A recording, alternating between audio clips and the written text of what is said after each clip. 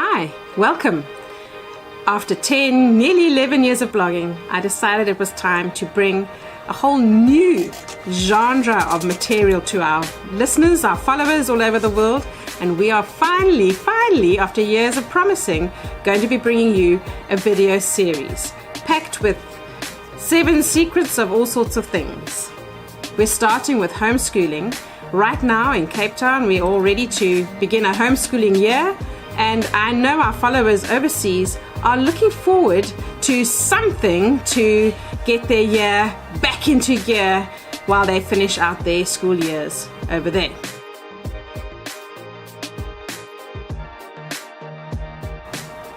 Getting your homeschooling year off to a good start is one of those challenging things that you really want to do well, but hindsight is the best science in this case. You wish you could look back at a year before you even begin it.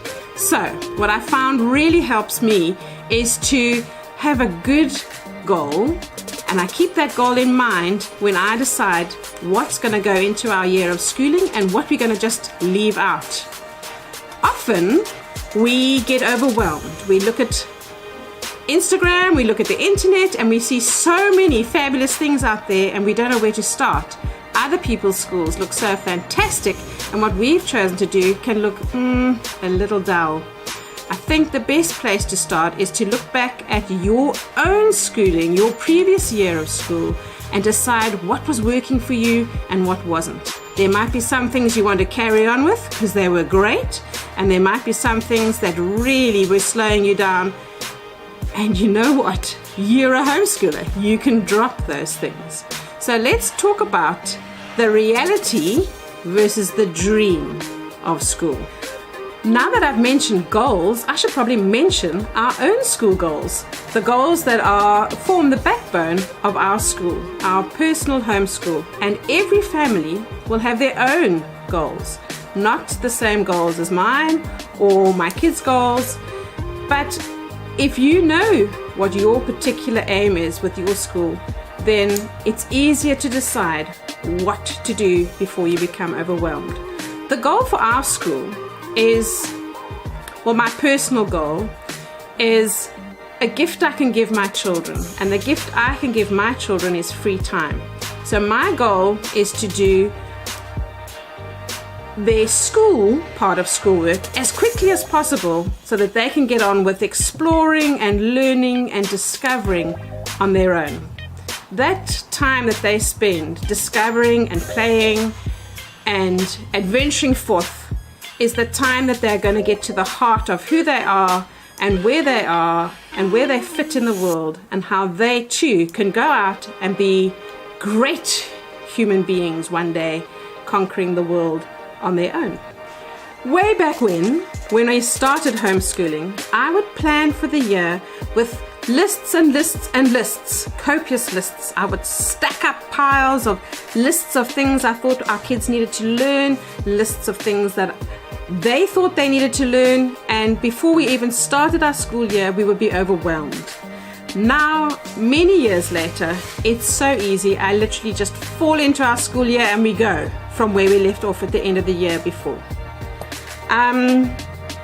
Last year, for the first time, I split my planning into 3 stages, and I did it continuously throughout the school year, and it worked really well for us. So I'm going to tell you how I did it. I had a running page in a notebook of our dream school. You know, that science experiment you really want to do, or that science course you see online and you think, my kids would love that. Books I thought we should read, all those things. A great artist of the week, a great musician of the week, things like that. It's all lovely, but probably won't happen. So I made that the dream list, and I kept our dream list running throughout the year. Every time I saw something new and cool, I thought, let's put that on the dream list. But it wasn't the list of school we were hoping to achieve. It was just the dream. It's okay to live the dream. Otherwise, our other list is our curriculum list. That's the school that really has to happen. So the books my kids read for their grade, their maths program, their writing program, and on that list I also put all their extramurals, which aren't a lot, just enough but that's the kind of school I have to keep tabs on. So it's the important stuff, but not the vital stuff. It's not the juicy stuff. It's not the comfort school.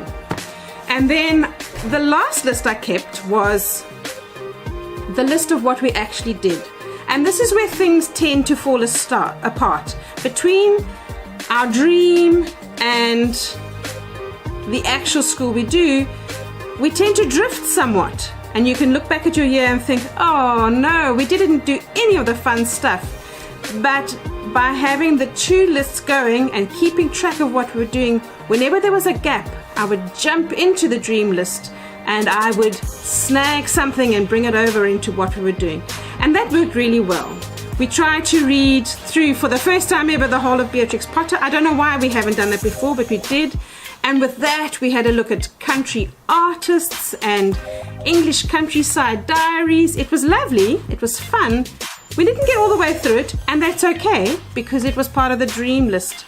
It was an experience we got into, we reveled in, learnt a lot, and then we could move on to something else. In a magical world, at the end of the year, I would look back at the school we've done and reflect on things and say how wonderful it was and whatever and whatever. And then in actuality, if you spend time then, right at the very end of your school year, and reflect back, you tend to think, oh, we didn't do this and we didn't do that and we didn't do the other. So by keeping a dream list and then checking off things against the list of the school that we did do, I discovered that we'd actually conquered a whole lot of things that I never even thought we would get to. By keeping it small and simple and remembering that our goal is to spend as little time doing actual school-looking school and as much time exploring the world around us and playing, because playing is the work of childhood.